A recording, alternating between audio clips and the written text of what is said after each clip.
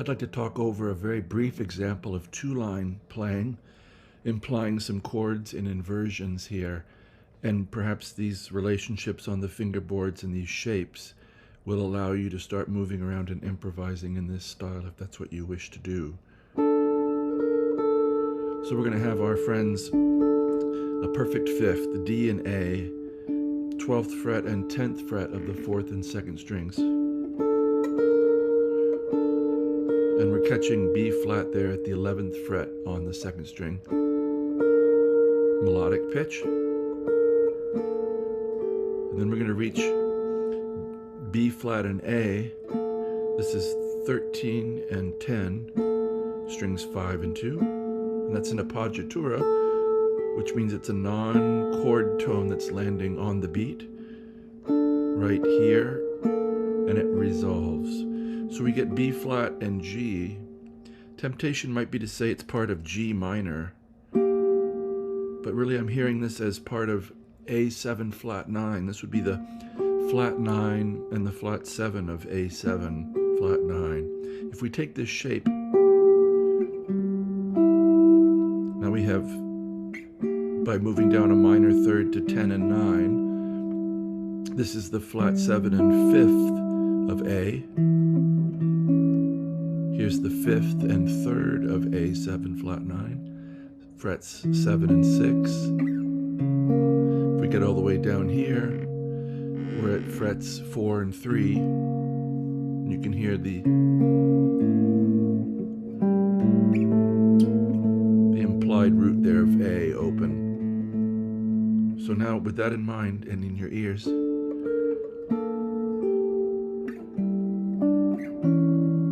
hear how that would go right to D minor in our ears. A lot of this is about anticipating resolutions and anticipating where the lines might go, and also knowing enough progressions that if you choose a certain switch track, you can take it there. So in this case, we're just going to do 1 minor 5, 1 minor 5, 1 minor, and we'll go on. 10 and 12, 13, 13 and 10 with the appoggiatura G on the 12th fret. And now these guys drop, these sixths drop to A and F, 12 and 10.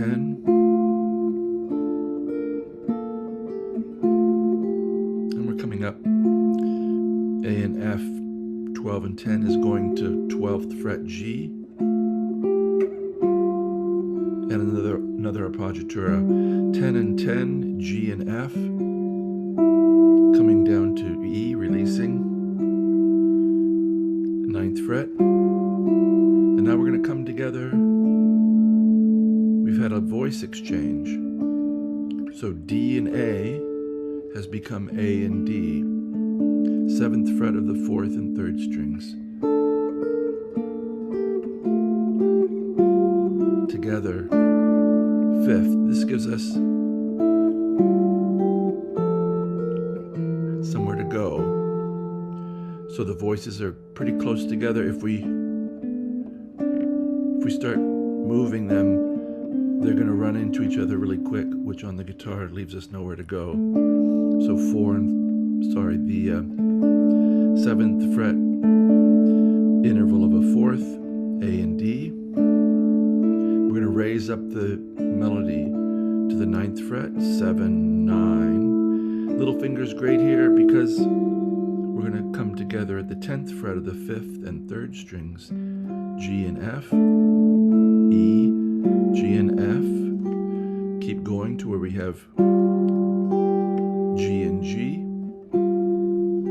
This is now 10 and 8. And we come out to, which could be heard as a first inversion D minor chord, F and A. 8 and 10, we're going to raise up to the upper neighbor here.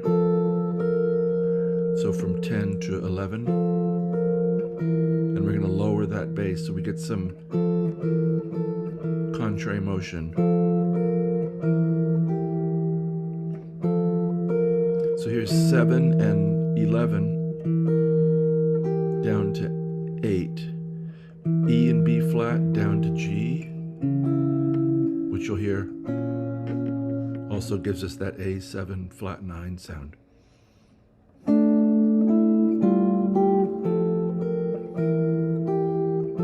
And we can resolve here to F and A 8 and 10. You could put the D on top there if you want. It's really crying out for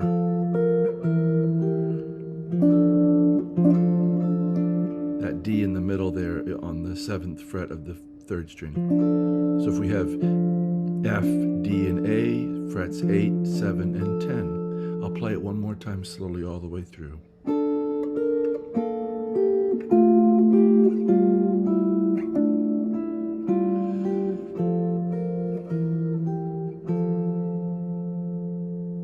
And just one little side note too, I notice my breathing.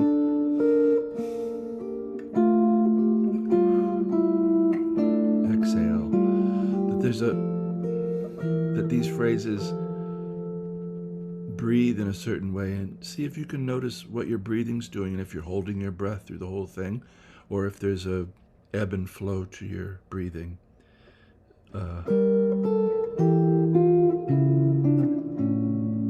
noticed from watching these videos that I make for you that my mouth is really involved in what I play, as I'm almost as if I have a horn, a saxophone or something in there, and I'm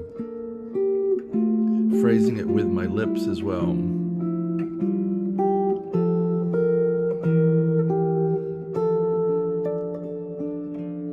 So I hope this line finds you well and enjoying your music, having the luxury of playing the guitar and appreciating that fact. And I wish you, as always, a very, very good day.